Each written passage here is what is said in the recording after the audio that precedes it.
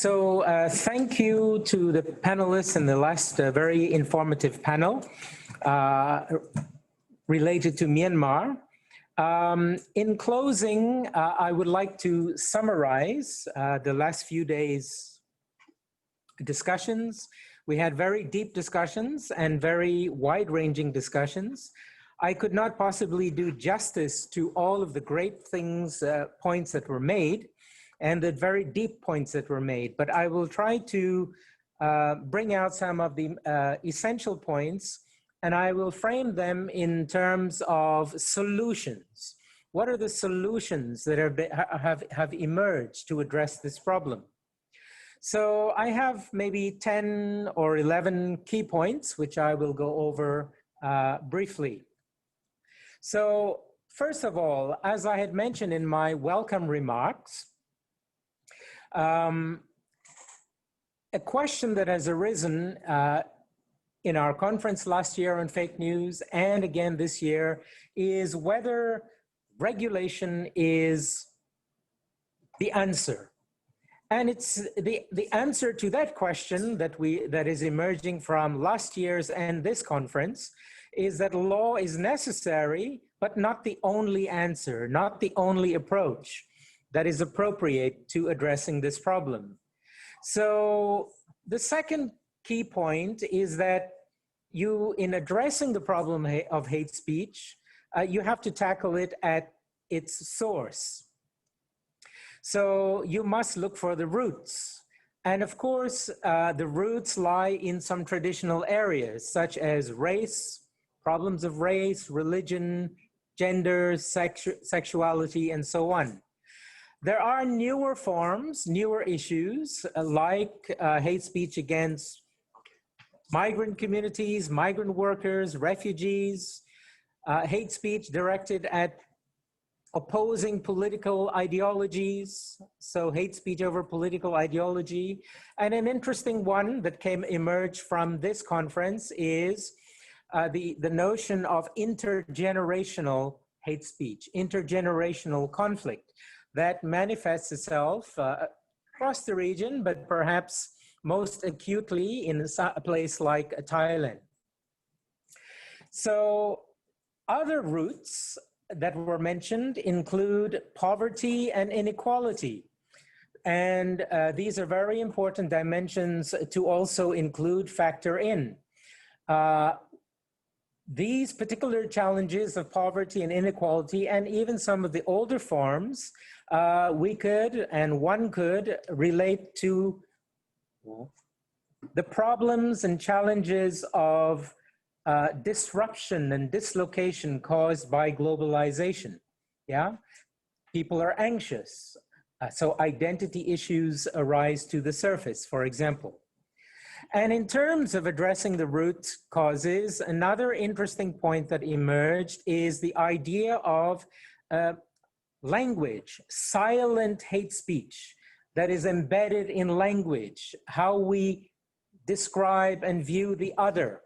And that came across a few of the panels.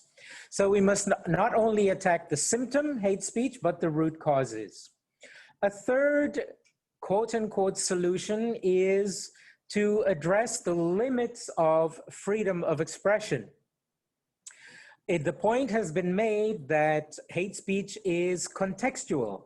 And so what we might consider hate speech in, let's say, Western Europe, may be slightly different from what is considered as hate speech in Thailand or Southeast Asia or other parts of Asia.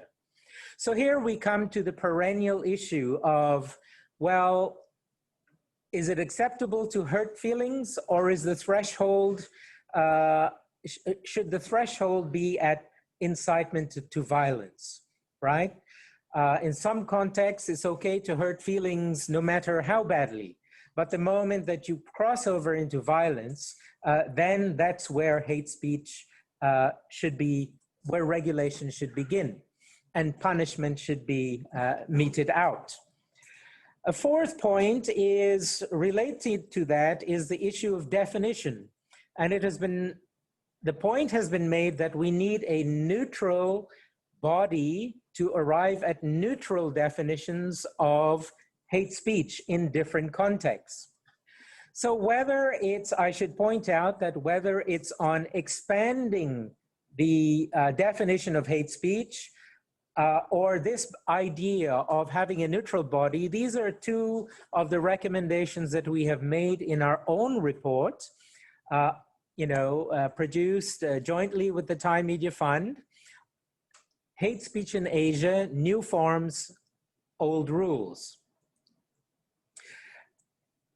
A neutral body will help to avoid a phenomenon that has occurred when states define what is hate speech, but it often leads to the securitization of hate speech.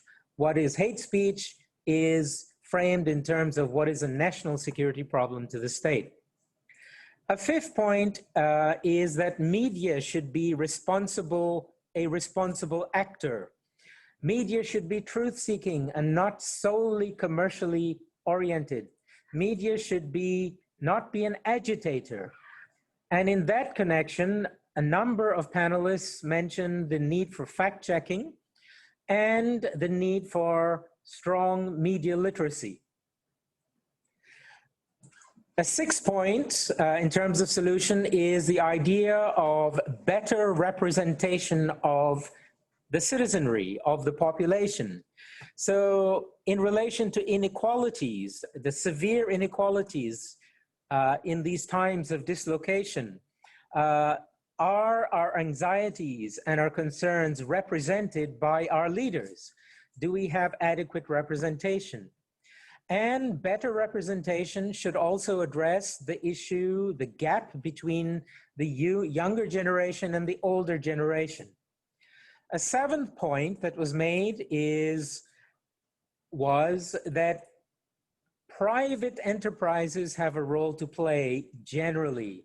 And this was epitomized by the place of advertisers in forcing some of the tech companies to to more closely respect their community standards.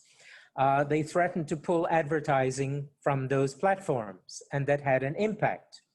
Well, I would mention here, to build on that, that private enterprises now have to respond to a new set of guidelines and emerging norms on business and human rights, the UN Guiding Principles. An eighth point is the notion of personal responsibility, whether it be as politicians, as influencers, as leaders, and ultimately as citizens. Personal responsibility is part of the solution. A ninth solution, if I may, is the idea of using digital technology to create safe spaces. So for example, this conference over the last 3 days has been one such safe space where we could have intelligent, reasonable, rational debates about these issues. We should avoid the echo chambers where we are stuck in our own bubbles and we don't move beyond. And I link that up to the role of the media.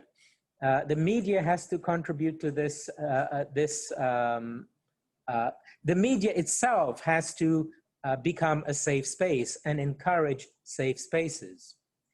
And finally, building on what was said in a number of panels and including the last panel,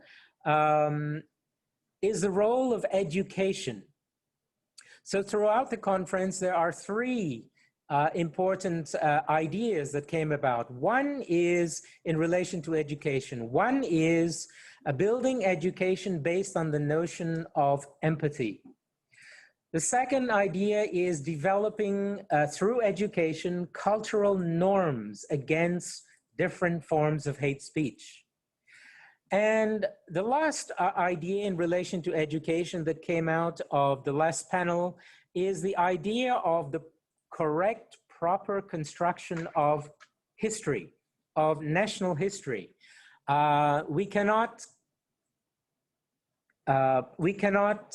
create history in such a way as to lobotomize different groups from our national building process. We have to use education, craft history in an inclusive manner. That is a process that is happening in different ways across the world, and it needs to happen here in Southeast Asia. So our nationalisms have to be inclusive and not exclusive. And so with that, I will end this summary and end also by thanking all of our supporters, including the Thai Media Fund, Thammasat Law Faculty, the Friedrich Naumann Stiftung, and the Taiwan Foundation for Democracy, and also, of course, all our panel partners, including the Embassy of Switzerland and the many partners that we have had. So thank you all, and we look forward to keeping in touch with you and to continuing this conversation. Thank you.